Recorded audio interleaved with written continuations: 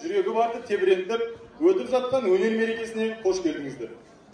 Жамырасып, табысып, жадырасып, тарасар бір той болса, ол осы бүгінгі елбасымыздың болашаққа бағдар рухани жаңғыру бағдарламасы аясында ғасыр жасаған кәсіподақ атты ұстаздардың өнер фестивалі болмақ.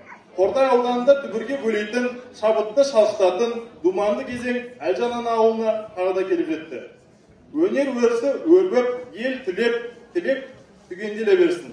Ендеше бүгінгі өнер мерекесі құтты болсын. Құлпырған еліміздің ұл қызымыз, әзірге үлпілдеген құндызымыз, арасын жер мен көктің бағындырған, ертеңгі жарқыраған жұлдызымыз дей келе, ұжымның орындауында хор, анаға сәлем.